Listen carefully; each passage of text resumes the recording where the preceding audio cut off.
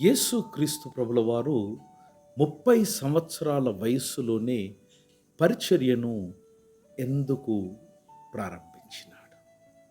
దీని గూర్చినటువంటి స్పష్టమైనటువంటి సమాచారం పరిశుద్ధ గ్రంథమైన బైబిల్‌లో మనకు దొరుకుతుందా? అంటే దొరుకుతుందనే చెప్పాలి. లూకా శుభవార్త 3వ అధ్యాయం 23వ వచనం అనుసారంగా యేసు తన పరిచర్యను ప్రారంభించినప్పుడు ఆయనకు సుమారు 30 సంవత్సరములు ఉండెను అని మనకు ప్రబోధం చేస్తూ ఉన్నది.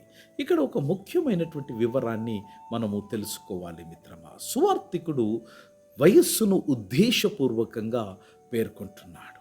ఎందుకంటే అది యూదయ ధార్మిక వ్యవస్థతో ముడిపడి అవినాభావ సంబంధము కలిగి ఉంది గనక సువార్తికుడి వయస్సును ఇక్కడ ఆయన ఉటంకించడం గమనార్హం. పాత నిబంధనలో యాజక సేవకుని యొక్క వయస్సు నిర్దిష్టంగా స్పష్టంగా లిఖించబడి ఉన్నది దేవదేవుని యొక్క ఆజ్ఞానుసారంగా. సంఖ్యాశాస్త్రం 4వ అధ్యాయం 3వ వచనం అనుసారంగా 30 సంవత్సరముల నుండి 50 సంవత్సరముల వరకు వారు మందిర సేవ చేయవలెనని దేవుడు సెలవిచ్చినాడు. లేవీయుల యాజక సేవకు 30 సంవత్సరాలు ప్రారంభ వయస్సుగా దేవదేవునిచే అది నిర్ణయించబడినది మిత్రమా. అంటే 30 సంవత్సరాలు మనిషి యొక్క పరిపక్వతకు సూచిక, బాధ్యత తీసుకునే వయసు, దేవుని యొక్క సేవలో ప్రవేశించేటువంటి పరిపూర్ణమైనటువంటి సమయం అన్నది బైబిల్ పండితుల యొక్క దేవుని యొక్క లేఖన ఆధారమైనటువంటి భావన.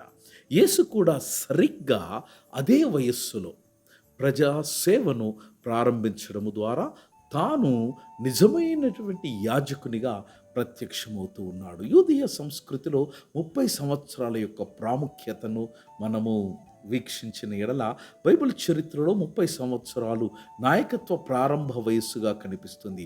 ఉదాహరణకు యోసేపు ఐగుప్తు పాలనలో పాలన ప్రారంభించినప్పుడు 30 సంవత్సరాలు, ఆదికాండము 41వ అధ్యాయం.